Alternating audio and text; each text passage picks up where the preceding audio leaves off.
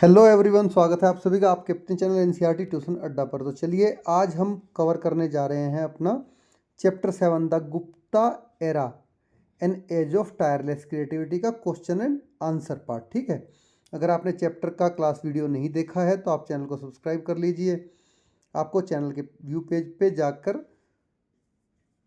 Playlist में सभी chapters की क्लास वीडियो मिल जाएंगी और क्वेश्चन आंसर्स भी। ठीक है, अदरवाइज आपको लिंक इस वीडियो के डिस्क्रिप्शन में भी मैं प्रोवाइड करा दूंगा, आप वहाँ से भी देख सकते हैं। तो चलिए बिना टाइम गवाए स्टार्ट करते हैं। हु वर द गुप्ताज, तो गुप्ता कौन थे? Why the Gupta period some time called the classical age in Indian history. तो जो गुप्ताज का पीरियड था, टाइम था, उसको हमारी इंडियन हिस्ट्री में कभी कभी क्लासिकल एज क्यों कहा जाता है? ठीक है। क्वेश्चन सेकंड है, what was happening in the rest of the sub continent at that time. तो उसी समय में जो हमारा इंडियन सब कॉन्टिनेंट है उसके बाकी हिस्सों में क्या क्या हो रहा था। थर्ड था, who were some great figures of this period and why do their stories matter today. तो इस समय में जो ये टाइम था, उस समय के जो ग्रेट फिगर मतलब महान व्यक्ति कौन कौन थे और आज उनकी जो कहानियां हैं वे इतना महत्व क्यों रखती हैं। तो चलिए इन क्वेश्चंस के आंसर हम वन बाय वन करेंगे। क्वेश्चन 1, ये हमने ऑलरेडी पढ़ लिया, गुप्ताज कौन थे और उनके पीरियड को क्लासिकल एज इंडियन हिस्ट्री की क्यों कहा जाता है। ठीक है, चलिए इसका आंसर लिखते हैं। The Guptas were a powerful dynasty that ruled a large part of northern India from the early 4th century to the late 6th century CE. तो जो गुप्ताज थे वो एक बहुत शक्तिशाली राजवंश था वो भारत का, जिन्होंने 4th सेंचुरी सी से ये अर्ली 4th सेंचुरी से स्टार्ट करके लेट 6th सेंचुरी सी तक उन्होंने शासन किया था भारत के एक बहुत बड़े भाग पर। The dynasty was founded by Shri Gupta but it gain prominence under Chandragupta प्रथम, चंद्रगुप्त फर्स्ट। तो इस वंश की स्थापना जो की थी आपको पता है, वो तो की थी इन्होंने श्रीगुप्त ने, लेकिन जो इसने प्रसिद्धि पाई, ठीक है, वो चंद्रगुप्त फर्स्ट के समय में पाई इन्होंने। Chandragupta first and reach its height during the rain of Samudragupta and Chandragupta second Vikramaditya. और ज़्यादा इसने समुद्रगुप्त और जो चंद्रगुप्त सेकंड है उसके शासनकाल में अपने बिल्कुल एकदम एक्सट्रीम चरम पर ये इनकी प्रसिद्धि पहुंच गई। The Gupta period is often called the classical as of Indian history because, अब ये बताएंगे, पहले तो हमने बता दिया गुप्ताज कौन थे, अब सेकंड में बताएंगे कि इसको इंडियन हिस्ट्री क्लासिकल एज क्यों कहा जाता है। तो जो गुप्ताज का पीरियड है इसको अक्सर हम इंडियन हिस्ट्री का क्लासिकल एज कहते हैं, क्योंकि the remarkable achievement made in the art, architecture, literature, science and mathematics during this time. क्योंकि इसी समय में चाहे वो आर्किटेक्चर हो, चाहे वो आर्ट हो, चाहे वो ये लिटरेचर हो या साइंस हो या मैथ हो, उन सब में बहुत ही ज़्यादा अद्वितीय उपलब्धियां हासिल की गई। ठीक है, रिमार्केबल अचीवमेंट्स, अद्वितीय उपलब्धियां। तो Sanskrit literature flourish with writers like Kalidas. तो जो संस्कृत साहित्य था वो कालिदास जैसे लेखकों के साथ में फला फूला। नव scientific advancement were made by scholars like Aryabhata and Varahamihira. तो जो आर्यभट्ट और वराहमिहिर थे, ऐसे विद्वानों द्वारा साइंस की उन्नति की गई, साइंटिफिक अचीवमेंट प्राप्त किए गए। Magnificent temple and cave painting such है those at Ajanta were created. तो देखिए जो अजंता की गुफाएं हैं उसमें जो भव्य चित्रकला की गई है और मंदिर बनाए गए हैं बड़े सुंदर सुंदर, उनका निर्माण इन्हीं के टाइम में हुआ था। तो this period is also considered a golden as because its culture richness and intellectual achievements. तो ये जो पीरियड है इसको हमारी सांस्कृतिक समृद्धि, ठीक है, सांस्कृतिक समृद्धि मतलब कल्चरल रिचनेस, और इंटेलेक्चुअल अचीवमेंट मतलब बौद्धिक उपलब्धियां के कारण इसको गोल्डन एज के रूप में भी जाना जाता है इंडियन हिस्ट्री की, ठीक है। इसको गोल्डन एज भी कहते हैं, गोल्डन एज बोलो क्लासिकल एज बोलो, दोनों एक ही बात है। तो इस दोनों दो क्वेश्चन के आंसर आपके हो गए। क्वेश्चन सेकंड है, what was happening in the rest of the sub continent at that time. तो इसी समय में सब कॉन्टिनेंट के बाकी हिस्सों में क्या हो रहा था। आंसर है, while the Gupta's control much of the northern part and rest of the sub continent had its own regional powers. तो जो गुप्ताज थे उन्होंने क्या कर रखा था, नॉर्थ इंडिया के बहुत बड़े हिस्से पर शासन कर किया, वो सारा उनके कब्जे में था। तो बाकी और बचे हुए हिस्से पर छोटे छोटे जो क्षेत्रीय शक्तियाँ थी, रीजनल पावर्स थी, वो रूल कर रही थी। तो वो बतानी है हमें, इन सदर्न इंडिया कौन कौन थे। Dynasties like the Pallava and Chalukya were rising. तो जो साउथ इंडिया है उसमें पल्लव और चालुक्य जैसे राजवंश उभर रहे थे। The Pallava were great patterns of art and architecture and built many stone temples. तो जो पल्लव थे वो आर्ट और आर्किटेक्चर के बहुत बड़े संरक्षक थे और उन्होंने कई सारे पत्थर के मंदिरों का निर्माण करवाया। सेकंड, इन द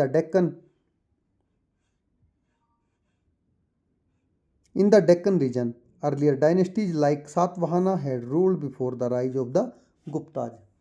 तो जो डेक्कन का एरिया है उसमें गुप्ताज के उदय होने से पहले जो सातवाहन थे, इस तरह के सातवाहन जैसे पूर्ववर्ती राजवंशों ने शासन किया था। In the eastern regions local kingdom like tribal communities held power. तो जो पूर्वी क्षेत्र थे, ईस्टर्न रीजन्स थे हमारे, वहाँ पर स्थानीय राज्य और जो जनजातीय समुदाय थे उनके पास, ट्राइबल कम्युनिटीज, उनके पास पावर थी। Trade with countries like China, south east Asia and the Roman empire flourish. देखिए, जो चीन हो गया, साउथ ईस्ट एशिया हो गया और रोमन साम्राज्य हो गया, जैसे देशों के साथ में जो ट्रेड था, व्यापार था, वो फला और फूला, फ्लोरिश हुआ। And Indian culture begin to spread beyond the सब कॉन्टिनेंट।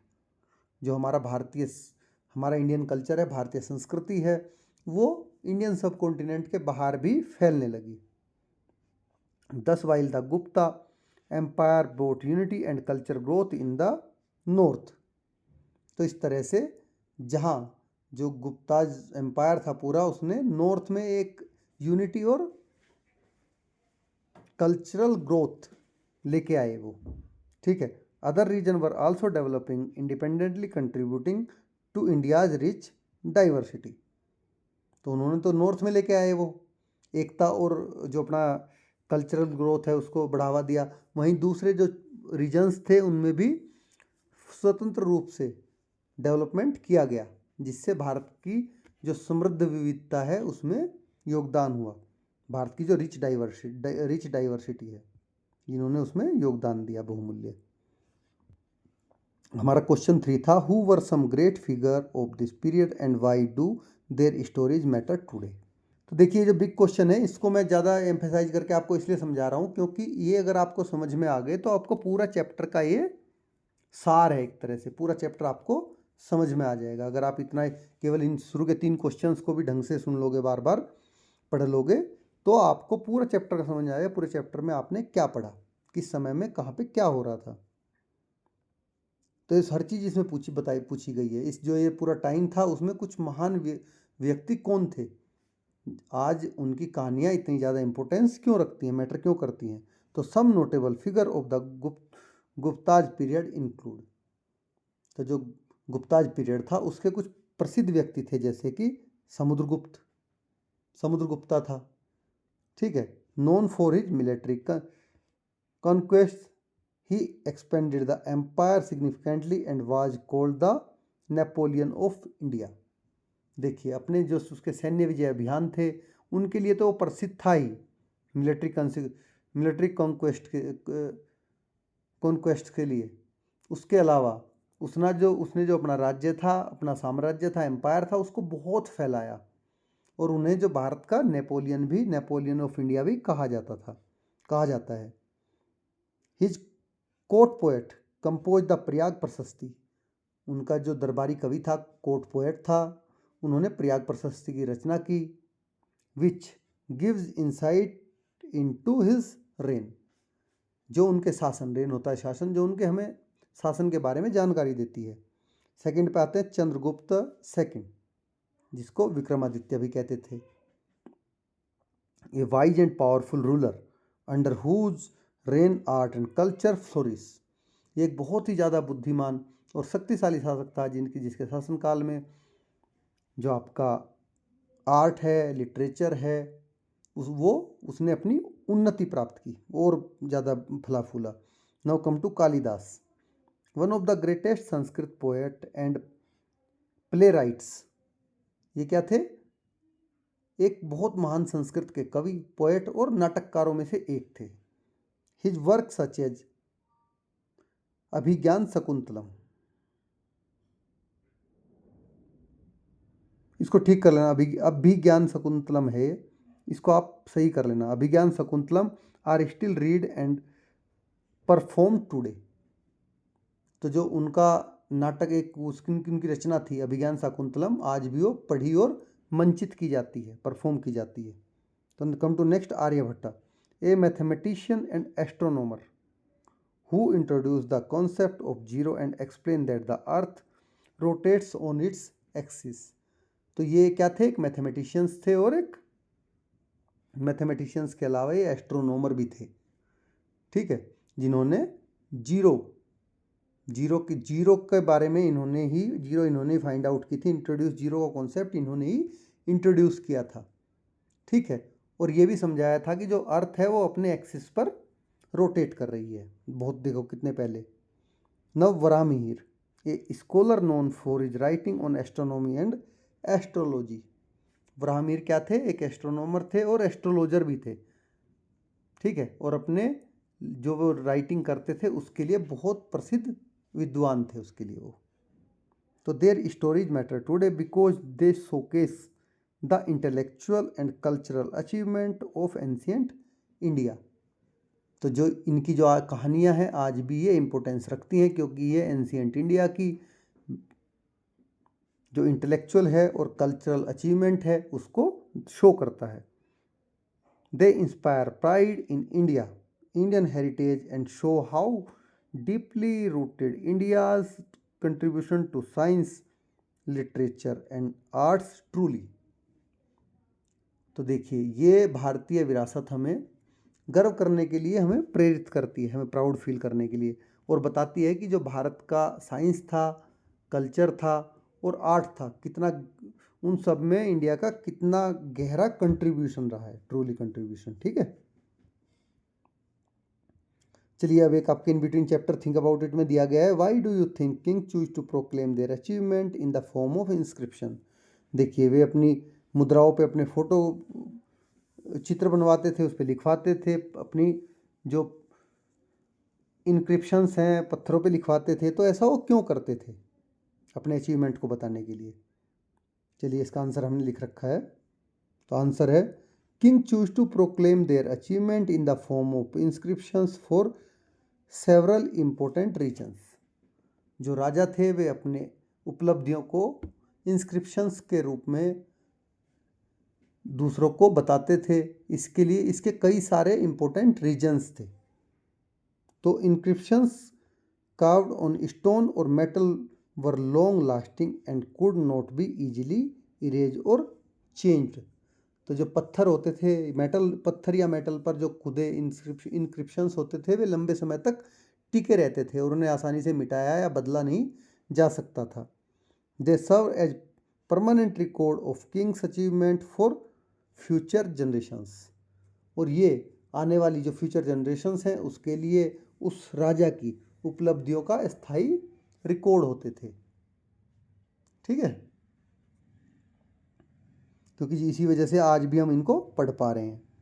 तो by placing inscriptions in temples, pillars and public places, kings could publicly display their strength, victories and generosity. तो जो ये जितने भी इंक्रिप्शंस थे, इनका यूज इंक्रिप्शंस को मंदिरों पर, कहीं पिलर्स पर, या जो पब्लिक प्लेसेस थे उन पर लगाकर राजा क्या करता था, अपनी जो पावर थी, अपनी जो उसकी विक्ट्रीज थी, या उसकी जो जेनरसिटी होती है, उदारता, उसका वे सार्वजनिक प्रदर्शन कर सकते थे। तो this help gain respect and loyalty from their subjects. तो इससे उनको क्या मिलती थी, जो प्रजा थी उसकी श्रद्धा और उनकी वफादारी इससे उनको मिलती थी कि मैं कितना अच्छा काम कर रहा हूँ। Inscriptions were used to justify their rule, explain their divine right to kingship and promote their image as righteous and powerful rulers. तो जो इंक्रिप्शंस थे उनका यूज अपने शासन को, सबसे पहले तो जरूरी था कोई भी अगर रूल कर रहा है तो अपने रूल को जस्टिफाई करना, उसको एक्सप्लेन करना कि ये देवताओं का शासन है, ठीक है, जो कि न्यायप्रिय है, और शक्तिशाली शासक की छवि को ये प्रचारित करने के लिए किया जाता था कि शासक बहुत शक्तिशाली है।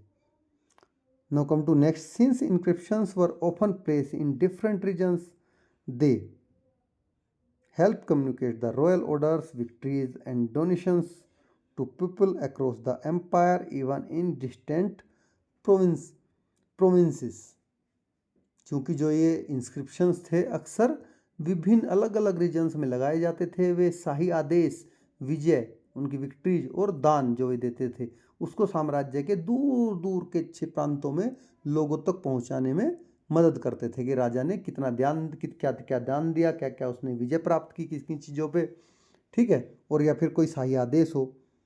तो inscriptions also recorded donations to temples, educational institutions and religious causes. जो इंक्रिप्शंस थे मंदिरों, जो उस समय के एजुकेशनल इंस्टीट्यूशंस थे, उसमें भी कोई एजुकेशनल इंस्टीट्यूशंस रहे थे, जैसे नालंदा विश्वविद्यालय इन्होंने बनाया था, ठीक है, और जो भी धार्मिक कार्य होते थे उनमें दिए गए दान, जो वे दान देते थे उसका रिकॉर्ड रखते थे इसके इन इंक्रिप्शंस में गोद के। This help promote the image of the king as a patron of religion and culture, earning him goodwill among people and priests. तो एक इससे क्या होता था, राजा की जो धार्मिक और सांस्कृतिक संरक्षक की छवि थी लोगों और जो पृष्ठ होते थे उनके बीच में बनी रहती थी कि राजा बहुत धार्मिक है और हमारे जो धर्म है उसकी रक्षा करने वाला है। चलिए आगे बढ़ते हैं। Let us explore in the grade 6 chapter time line and source of history. आपने ग्रेड 6 में पढ़ा है time line and source of history. We listed multiple source that help us understand the past. उसमें हमने कई सारे ऐसी चीज़ें पढ़ी जिनसे हमें पता चलता है कि पास्ट में क्या क्या हुआ।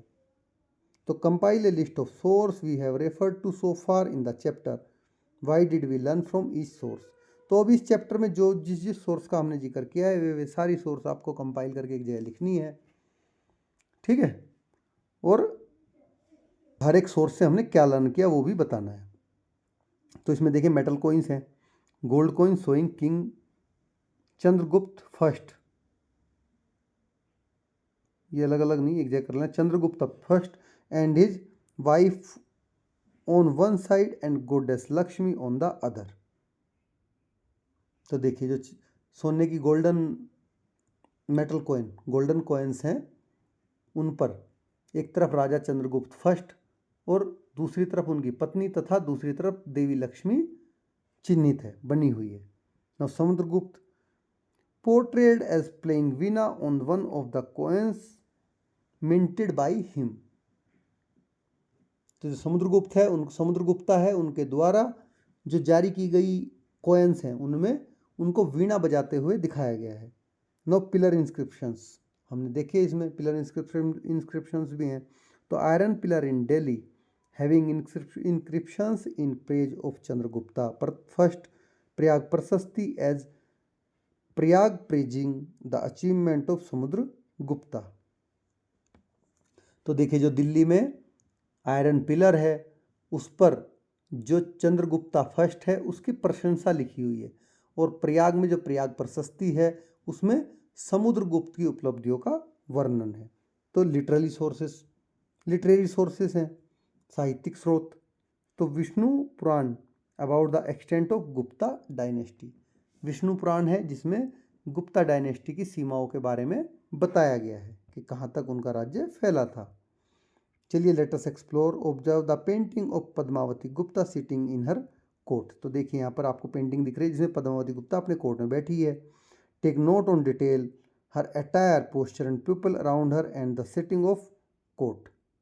तो आपको एक छोटा नोट इसमें डिटेल में लिखना है। देखिए इसके बारे में देखकर क्या क्या कौन क्या कर रहा है। What do these elements tell you about her life, role and the time he lived in. ये सब चीज़ें discuss your observation group and share your insights with the class. ये सारी की सारी चीज़ें आपको क्या क्या हो रहा है, कौन क्या कर रहा है, कैसे कर रहा है, किसका क्या पहनावा है, ठीक है, सेटिंग कैसी है, कौन खड़ा है, कौन बैठा है, वो पूरा इसमें आपको डिस्क्राइब करना है। चलिए हमने आपके लिए डिस्क्राइब कर रखा है, आप इसको पढ़ सकते हैं। जैसे कि हर अटायर, उनका पहनावा कैसा है, इसमें बताया गया है किसने किसने क्या क्या पहना है, आप इसको पढ़ लीजिए। हर पोस्चर, ये ज़्यादा वो नहीं है इसमें कुछ, उनकी पोस्चर कैसा है सबका, कौन बैठा है, कौन खड़ा है, कौन क्या कर रहा है। पीपल अराउंड हर, तो जो आसपास के उनके लोग हैं वो कौन कौन है और क्या क्या कर रहे हैं। नौ फोर्थ है द कोर्ट सेटिंग, जो राज दरबार की सेटिंग है, लोग बैठे हुए हैं, कौन कहाँ बैठा है, कैसे बैठा है। तो these element tell us the Prabhavati Gupta was not just a queen but a woman of political significance, probably possibly ruling as a regent after her husband's death. तो ये जो सारी चीज़ें यहाँ पर दिख रही हैं, आप पढ़ोगे इनके बारे में, सभी चीज़ें बताती हैं कि प्रभावती गुप्ता केवल रानी ही नहीं बल्कि एक राजनीतिक दृष्टि से बहुत महत्वपूर्ण लेडी थी, जिन्होंने संभवतः जो उनके हस्बैंड थे उनकी डेथ हो गई थी, उसके बाद में एक संरक्षिका के रूप में शासन किया था। ठीक है, तो ये पूरे का पूरा है, इसको आप पूरा पढ़िए। नहीं समझ में आता है आप कमेंट बॉक्स में लिखिए, अगर नहीं आ रहा then I will explain to you. ये करूँगा मैं आपको एक्सप्लेन क्वेश्चन एंड एक्टिविटीज। ठीक है, तो imagine you receive a letter from someone living in the Gupta empire. अब आप इमेजिन करिए कि कोई गुप्ता एम्पायर में रह रहा है, वो आपको एक लेटर दे रहा है। The letter starts like this, वो लेटर इस तरह से स्टार्ट हो रहा है। Greetings from Pataliputra, life here is vibrant and full of excitement, just yesterday I witness. तो इसके बाद आपको कंप्लीट करना है। Complete the letter with a short paragraph 250 to 300 word describing life in the Gupta empire. देखिए पूरे गुप्ता एम्पायर में लाइफ कैसी थी उसके बारे में बताने के लिए आपको यहाँ से आगे अब फर्दर बताना है। लेटर आपको आया लेकिन आपको ये कंप्लीट करना है कि उसमें क्या क्या और लिखा होगा। तो देखिए जैसे यहाँ पर लिखा है, यहाँ से स्टार्ट करेंगे हम। आई विटनेस्ड, इसके बाद में I witness a grand procession of celebrate the harvest festival. ठीक है, तो यहाँ पर एक फसल पर हार्वेस्ट फेस्टिवल का जश्न मनाने के लिए एक बहुत भव्य जुलूस निकाला गया। The street were line with flowers and the sound of music filled the air. तो जो सड़क थी उस पर फूलों की कतारें लगी थी चारों ओर, जो म्यूजिक की ध्वनियाँ थी वो गूंज रही थी। पीपल फ्रॉम, इसको काट देना आप, from walk of life including trader, farmer and scholar gathered in the city centre to offer prayers and, a लगा लेना यहाँ पर, एंड सेलिब्रेट। तो देखिए जो व्यापारी थे, किसान थे, विद्वान थे, सभी वर्ग के लोग जो नगर केंद्र में इकट्ठा होकर प्रार्थना कर रहे थे और जश्न को मना रहे थे। The king Chandragupta second himself road in A magnificent chariot. जो राजा चंद्रगुप्त सेकंड है, गुप्ता सेकंड है, वो एक बहुत भव्य रथ पर सवार होकर waving to the crowd as he pass by. तो क्या हो रहा था, जब वो गुजर रहे थे तो लोग उनका अभिवादन कर रहे थे चिल्ला चिल्ला कर। ठीक है, the wealth as prosperity of Gupta empire were visible everywhere with merchants selling silk, spices and exquisite jewellery. तो जो ये गुप्ता साम्राज्य की जो समृद्धि थी, वैभव था, वो हर जगह दिखाई दे रहा था, जहाँ व्यापारी रेशम, मसाले और सुंदर आभूषण ज्वेलरी बेच रहे थे। In the evening, scholars gathered in the royal court to discuss philosophy, science, and literature, while dancers performed traditional dances. तो राजाओं के दरबार में क्या होता था कि जो शाम के समय में जो विद्वान थे वे इकट्ठा हो गए एक दूसरे के साथ में शास्त्रार्थ करने के लिए, ठीक है, शाही दरबार में इकट्ठा हो गए और उन्होंने जो अपना फिलोसफी है उस पे, साइंस पे और लिटरेचर पर चर्चा कर रहे थे वो, जबकि जो नाचने वाली थी, नर्तक थे, वे अपना ट्रेडिशनल डांस पेश कर रहे थे। Pataliputra the capital as a city of learning and the culture, the renowned scholar like Aryabhata and Kalidasa contributed to the flourishing of art and science. तो देखिए, जो पाटलिपुत्र उनकी क्या थी, कैपिटल थी, तो वो एक क्या था, लर्निंग का, पढ़ाई लिखाई का और कल्चर का शहर है, जहाँ आर्यभट्ट और कालिदास जैसे विद्वान हैं वो आर्ट और साइंस के क्षेत्र में योगदान दे रहे हैं। People live in harmony and the peaceful environment support the development of knowledge. लोग एक दूसरे के साथ मिलजुल कर रहते हैं और शांतिपूर्ण जो ये पूरा एटमॉस्फेयर है ये ज्ञान के विकास में सहायक है। It is truly a time of growth, prosperity and artistic brilliance in our empire. तो ये पूरे हमारे एम्पायर में सचमुच एक विकास, समृद्धि और कलात्मक प्रगति का समय है। Growth, prosperity and artistic brilliance. चलिए, which Gupta ruler was known as the Vikramaditya. तो कौन से गुप्ता रूलर को विक्रमादित्य के नाम से जाना जाता था? The Gupta ruler who was known as Vikramaditya was Chandragupta second. तो जिसे विक्रमादित्य कहा जाता था वो चंद्रगुप्ता सेकंड थे। He is remembered for his valour, his support of art and for establishment a golden age in the Gupta empire, often referred to as the Vikramaditya era. तो वे अपनी वीरता के लिए, वेलर क्या होता है, वीरता, कला के संरक्षण के रूप में, और गुप्ता जो पूरा एम्पायर है उसको स्वर्ण युग में स्थापित करने के लिए जाने जाते हैं, उसके स्वर्ण युग को, ठीक है, जिसे अक्सर विक्रमादित्य इरा भी कहा जाता है। Period of peace support the development of various aspect of socio culture life, literature and the development of science and technology. देखिए, जो शांति का टाइम होता है उसमें अलग अलग तरह के जो सामाजिक सांस्कृतिक जीवन होता है, आर्किटेक्चर होता है, साइंस होती है, टेक्नोलॉजी होती है, इन सब का क्या होता है, डेवलपमेंट में ये सब चीज़ें योगदान करती हैं। तो examine this statement in the light of Gupta era. तो ये जो पूरी आपको स्टेटमेंट दी गई है गुप्ताज एरा के संदर्भ में, इसमें हमें टेस्ट करना है, ठीक है, एक्सप्लेन करना है इसको। तो the Gupta empire approximately 320 to 550 CE was characterized by period of political stability and peace। देखिए, जो पूरा गुप्ताज का टाइम था साम्राज्य का, एम्पायर का, वो लगभग 320 से 550 CE के बीच था। तो इस पूरे समय में क्या हुआ कि जो पॉलिटिकल स्टेबिलिटी, पीस, ये सब कुछ उसमें देखने को मिलता है उस टाइम में, which greatly contributed to flourishing of various aspect of life, जिसे जीवन के बहुत अलग अलग क्षेत्रों का उत्कर्ष हुआ, जीवन के डिफरेंट एस्पेक्ट्स ऑफ लाइफ में उन्नति की।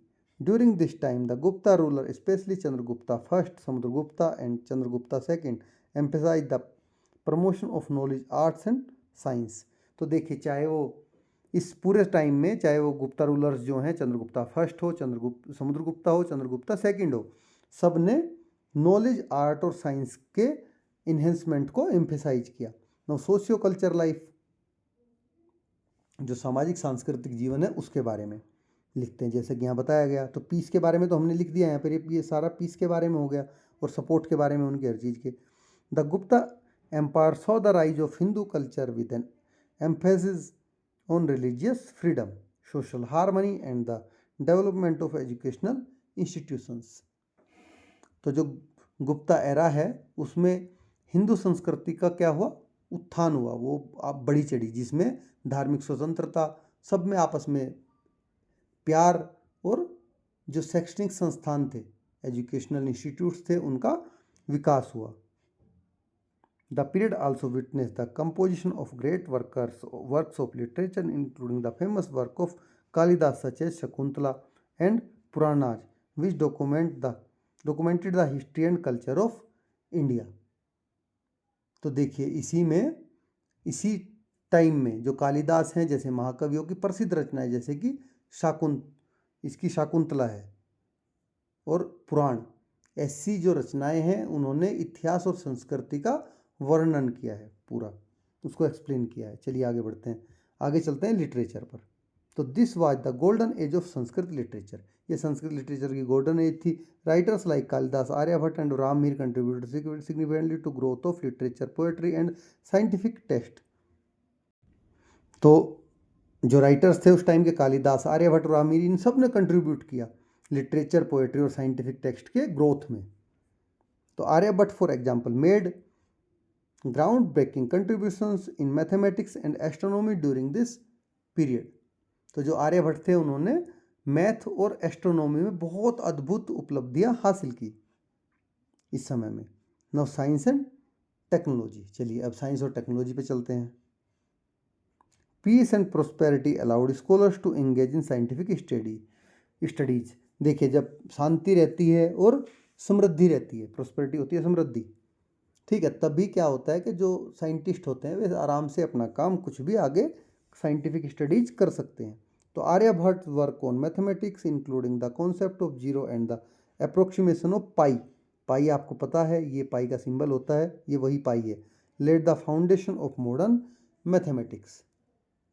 तो जो आर्यभट्ट का गणित पर काम था, जैसे कि उन्होंने जीरो की, जो जीरो है, जीरो का कॉन्सेप्ट उनका जो उन्होंने दिया, और पाई का निकट मान, अप्रोक्सीमेशन मतलब जो पाई है, पाई का एक निकट मान के, ठीक है, पाई इतने के इक्वल होती है। ये सब चीज़ें जो आज का हमारा मॉडर्न मैथमेटिक्स है उसकी ये नींव बने। The period also show achievement in medicine, astronomy and metallurgy. तो इस समय में ही पूरा, चाहे मेडिसिन हो, चाहे एस्ट्रोनॉमी हो, चाहे वो मेटलर्जी हो, सब में प्रगति हुई। तो in conclusion the peaceful environment fostered by Gupta's ruler allowed for intellectual growth, artistic achievement and technological achievements, making the Gupta Empire one of the most cultural rich period in Indian history। तो देखिए इस तरह से अगर हम short में बात करें तो जो पूरा गुप्ता का एम्पायर रहा है उसमें पूरे में एक तरह से शांति बनी रही, ठीक है, जो इंटेलेक्चुअल ग्रोथ थी वो भी हुई, आर्टिस्टिक अचीवमेंट भी हुए, और टेक्नोलॉजिकल एडवांसमेंट भी इस पीरियड में खूब हुए, ठीक है। इन सब से क्या पता चलता है हमें कि जो गुप्ताज एरा है उसमें भारतीय इतिहास की, हमारे इंडियन हिस्ट्री की सबसे ज़्यादा सांस्कृतिक दृष्टि से समृद्ध अवधियों में से इसने इसको एक बना दिया। सारे इंडियन हिस्ट्री के पीरियड में से जितने भी इसमें अचीवमेंट हुए बड़े बड़े, ठीक है, शांति थी तभी वो साइंटिस्ट अचीवमेंट कर पाए, इसने इसको बहुत आगे लाके खड़ा कर दिया, इसलिए इसको गोल्डन एरा भी हम कहते हैं। चलिए क्वेश्चन 4 है, रिक्रिएट ए सीन फॉर्म ए गुप्ता रूलर कोर्ट। आपको एक सीन रिक्रिएट करना है, ठीक है, जो गुप्ताज रूलर थे उनके कोर्ट का, दरबार का। Right A short script assign role like the king's ministers, scholars and intact role play to bring the Gupta era to life। तो इसमें आपको एक बहुत छोटा सा नाटक आपको लिखना है जिसमें किंग हो, उसके मिनिस्टर्स हों, स्कॉलर्स हों, ठीक है, और उनकी क्या क्या भूमिकाएं हैं वो आपको बतानी है, और जो गुप्ताज का ये पूरा टाइम है उसको जीवंत करने के लिए आपको एक भूमिका का इसमें खुद से अभिनय मतलब एक्टिंग भी करनी है, रोल प्ले करना है, ठीक है।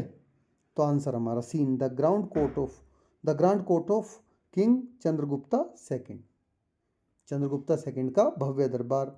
The king sits on a throne surrounded by ministers and scholars. जो राजा है वो अपने सिंहासन पर बैठा है, चारों ओर से मंत्री और विद्वान से घिरा हुआ है।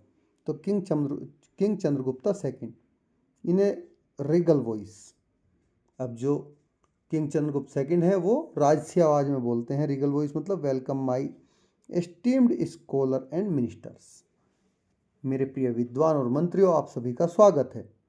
Today we gather to discuss matter of the real and share knowledge that will guide our empire toward greater prosperity. तो आज हम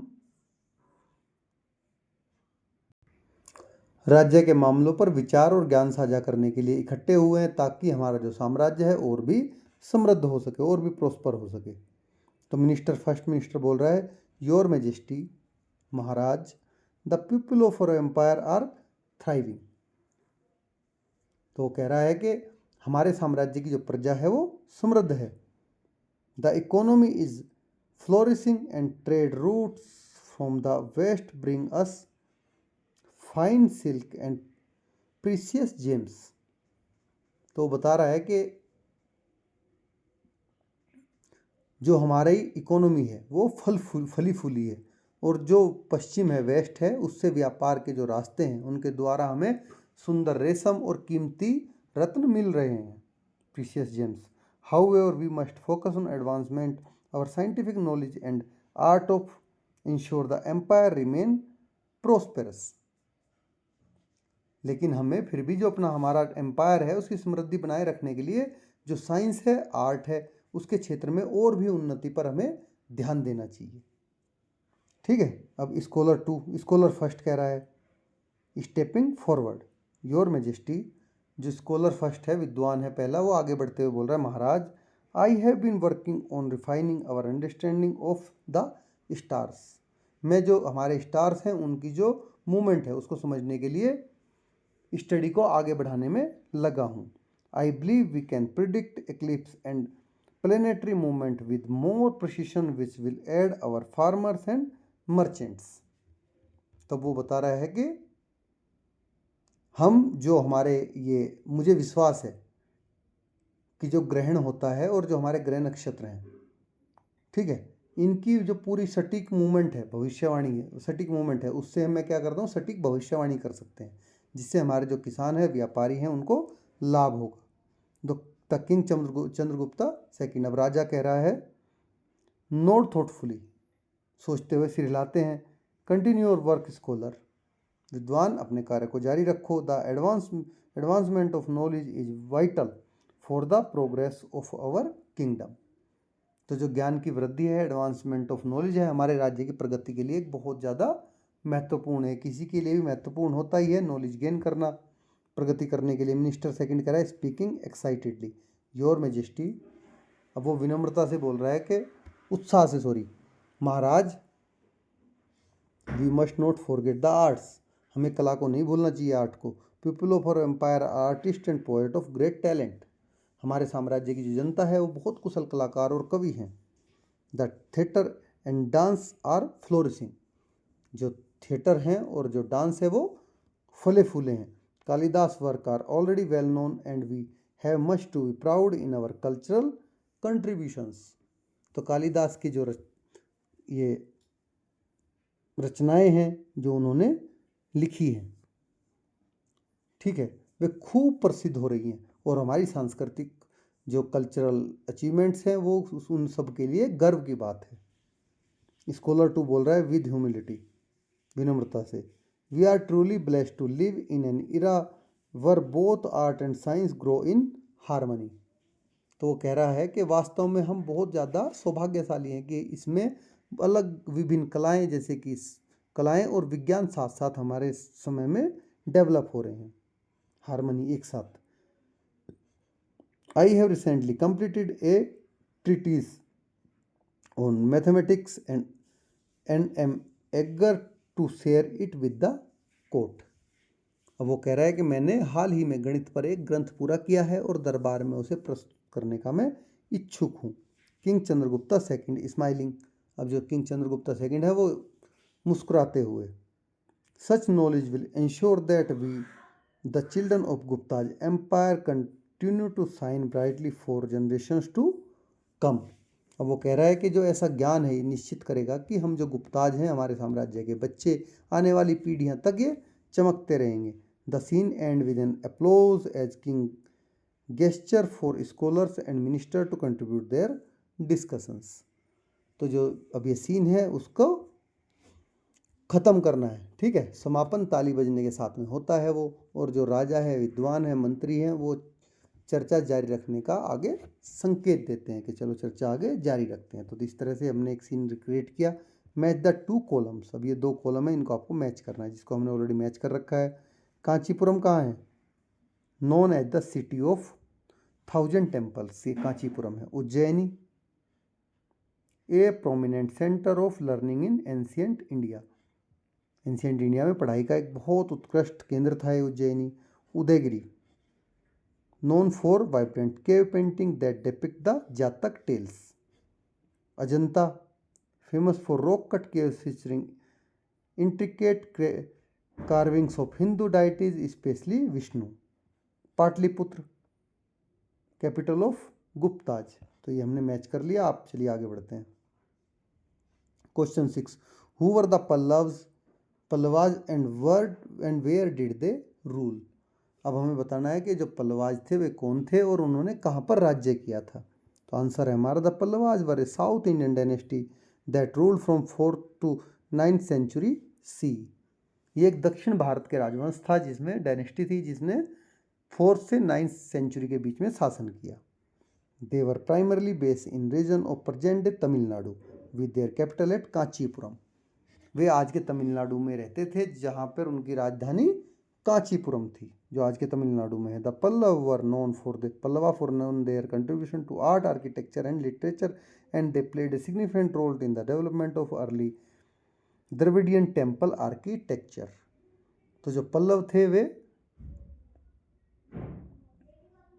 उन्होंने आर्ट में, आर्किटेक्चर में, लिटरेचर में, इन सब के डेवलपमेंट में एक सिग्निफिकेंट रोल प्ले किया। और जो द्रविडियन शैली होती है, द्रविडियन टेम्पल आर्किटेक्चर है, उसमें डेवलपमेंट में उसके योगदान दिया, अपना महत्वपूर्ण भूमिका निभाई। They were also patrons of Buddhism and Hinduism, and under their rule Kanchipuram become an important culture and religious centre. ये जो बौद्ध धर्म था, हिंदू धर्म था, इस सब दोनों के संरक्षक भी थे। इनका जो टाइम था, उसमें शासनकाल था, उसमें जो कांचीपुरम है एक प्रमुख सांस्कृतिक और धार्मिक केंद्र बन गया था, रिलीजियस सेंटर। चलिए लास्ट क्वेश्चन पे आ जाते हैं। Organise an exploration trip with your teacher to nearby historical site, museum और हेरिटेज बिल्डिंग।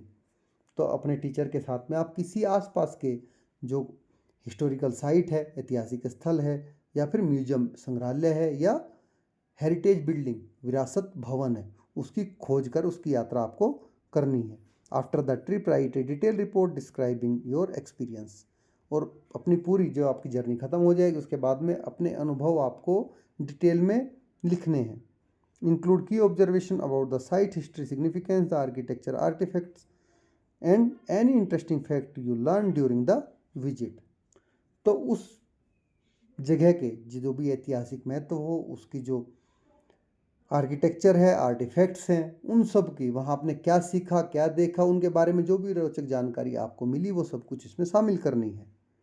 तो reflect on how the trip advanced enhance your understanding of history.